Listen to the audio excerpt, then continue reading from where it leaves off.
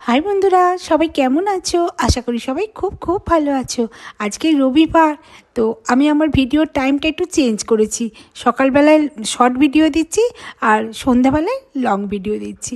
তো এটা হচ্ছে কালকের তোলা ভিডিও। কালকে কি আছে? রাখি পূর্ণিমা। তো রাখি পূর্ণিমাতে একটুখানি বাড়িতে, যেহেতু রাখি তাই একটুখানি বাড়িতে একটু রান্নাবান্না হয়েছিল। তো সেই রান্নাবান্না বলতে একটু পোলাও, সেই পোলাওয়ের ভিডিওটা তোমাদের দিচ্ছি। পোলাও, মাংস আর একটু দু একটা চাটনি, পায়েস। তো আজকে তোমাদের সঙ্গে আমি পোলাও বানানোর ভিডিওটা শেয়ার করছি।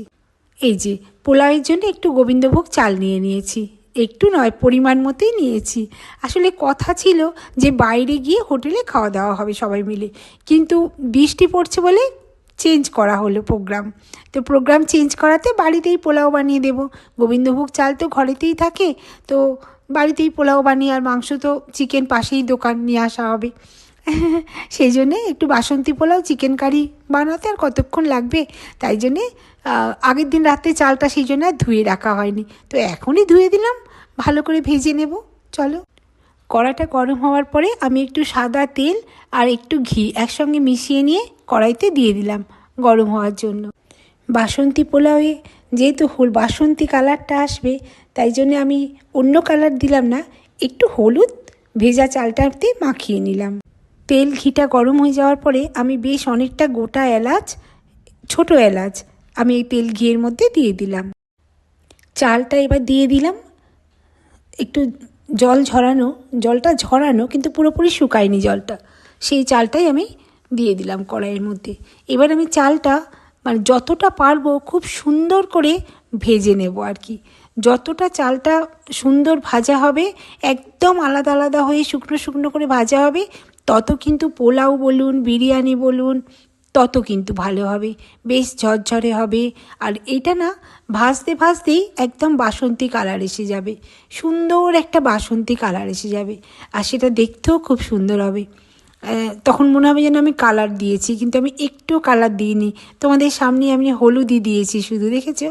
তো এটা ভাজবো যতক্ষণ না একদম সব চালগুলো আলাদা আলাদা হয়ে যাচ্ছে, বেশ একটা কড়কড়ে ভাব এসে যাবে, ততক্ষণ অবধি কিন্তু আমি ভাজবো।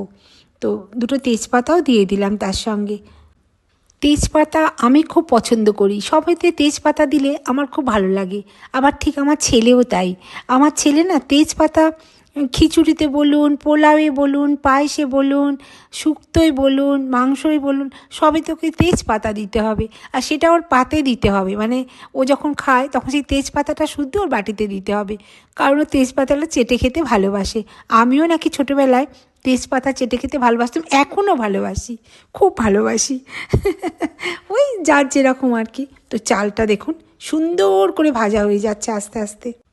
দেখুন চালটা কি সুন্দর ভাজা হয়ে গেছে, দেখুন একটার গায়ে একটা একদম লেগে নেই, একদম লেগে নেই, বেশ কড়কড়ে একটা আওয়াজও হচ্ছে, এত সুন্দর। তবে চাল ভাজা করে ফেলবেন না যেন আবার, বেশি ভাজতে গিয়ে চাল ভাজা যেন না হয়ে যায়, যাকে বলে চাল ভাজা। তো তার ঠিক আগে অবধিই ভাজতে হবে, মানে চালটা একদম সুন্দর। দেখুন আর কালারটা দেখুন, চালের কালারটা কি সুন্দর হয়ে গেছে না? এবার আমি এতে গরম জল দিয়ে দেব। তো চলুন গরম জল দিয়ে দেবো এবার এতে। দেখুন কি সুন্দর ঝরঝরে ভাজাটা হয়েছে, দেখুন একটার গায়ে একটা লেগে নেই, দেখেছেন? অপূর্ব ঝরঝরে ভাজাটা হয়েছে।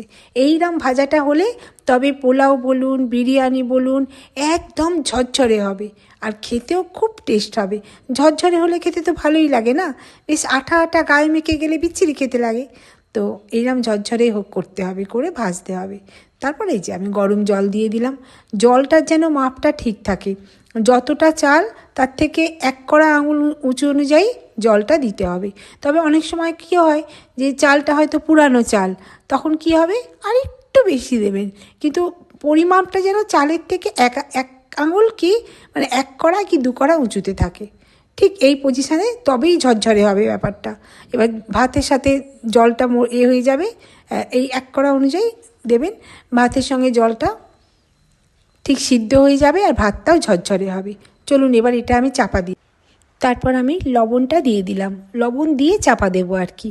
তো লবণটা দিয়ে দিলাম, কিন্তু চিনিটা এখন দেবো না। আমি যদি এতে লবণ চিনি একসঙ্গে দিয়ে দিই তাহলে কিন্তু আর সিদ্ধ হবে না চালটা, তাই জন্য চিনিটা এখন দেব না, চিনিটা পরে দেব। তো ভাতটা যখন আধ সিদ্ধ হয়ে যাবে সেই পরিমাণেতে আমি চিনি কিশমিশ সব দিয়ে দেব। তো চলুন এবার একটু ঢাকা দিয়ে দিই। ঢাকা না দিলে আবার সিদ্ধটা হতে দেরি হয়ে যাবে, অন্য রান্নাও আবার করতে হবে। এবার আমার পোলাওয়ের গন্ধ বেরিয়ে গেছে, তো পোলাও রেডি। দেখুন কি সুন্দর ঝরঝরে পোলাও হয়েছে। এখনও কিন্তু পোলাওয়ের আসল জিনিসটাই পড়েনি, সেটা এবার দেব। আজকে বেশ দিল খোলা হয়ে ঘি দিলাম, বেশ অনেকটা ঘি দিলাম। এক আধ দিন খেলে কিচ্ছু হয় না, তাই জন্য বেশ 2-2.5 চামচের মতো ঘি আমি এতে দিয়ে দিলাম। তারপর আমি অনেকটা চিনি দিলাম। মিষ্টি মিষ্টি না হলে কি আর বাসন্তী পোলাও জমে? বেশ মিষ্টি মিষ্টি বাসন্তী পোলাও, আর তার সঙ্গে ঝাল ঝাল চিকেন কারি বা মটন কারি। আলুর দমও কিন্তু নিরামিষের দিনে মন্দ লাগে না, কি বলেন আপনারা? এবার আমি এতে কাজু দিয়ে দিলাম। কাজু কিশমিশ দিলে আমার ছেলে মেয়ে একটুও খেতে চায় না, একটুও খেতে চায় না। কিন্তু পোলাও বলুন পায়েস বলুন কাজু কিশমিশ ছাড়া কি ভালো লাগে? এবার প্রায় নামাবার সময় হয়ে এসছে। আমি ওই জন্য বুদ্ধি খরচা করে গরম জলে কাজু আর কিশমিশটা ভিজিয়ে রেখেছিলাম, যাতে দিলে ভাতেও লাগবে না, অথচ বেশ খেতে টেস্টি লাগবে। আমরা তো খাই বলুন কাজু কিশমিশ, আমার তো খুব ভালো লাগে কাজু কিশমিশ। একটু পোলাও পায়েসে কাজু কিশমিশ না দিলে ভালো লাগে? ব্যাস এবার একটু নেড়ে চেড়ে আমি এটা নামিয়ে দেবো। একদম পুরো রেডি হয়ে গেছে পোলাও, ঝরঝরে হয়েছে। আর একটু ফ্যানের তলায় রাখবো, পুরো ঝরঝরে হয়ে যাবে। চলুন নামিয়ে দিই। এবার কাজু কিশমিশ সব দেওয়ার পরে একটুখানি ভালো করে দেখলাম, নেড়ে চেড়ে দেখুন পুরো ঝরঝরে হয়ে গেছে। আর বেশ সুন্দর একটা গন্ধ বেরিয়েছে, পুরো মানে ঘর মাতিয়ে দিয়েছে গন্ধতে। আর একদম ঝরঝরে হয়ে গেছে পোলাওটা, তো রেডি। একটু খেয়ে দেখি, এত কষ্ট করে পোলাও আর চিকেন বানালাম, একটু খেয়ে দেখি।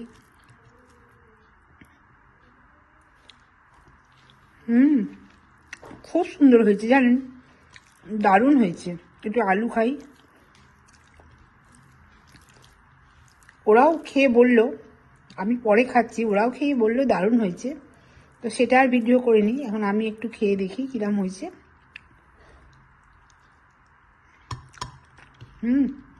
দারুণ হয়েছে, দারুণ হয়েছে। তো আজকের ভিডিওটা এখানেই রাখছি। যদি আমার ভিডিও ভালো লাগে লাইক সাবস্ক্রাইব কমেন্ট শেয়ার করে পাশে থাকবেন। সবাই সুস্থ থাকবেন, খুব খুব ভালো থাকবেন, আর ভিডিও দেখতে থাকবেন। কমেন্ট করে অবশ্যই জানাবেন কেমন হচ্ছে না হচ্ছে। তো আজকের ভিডিও এখানেই রাখছি, আবার দেখা হবে কালকের অন্য একটা নতুন ভিডিওর সাথে। টাটা।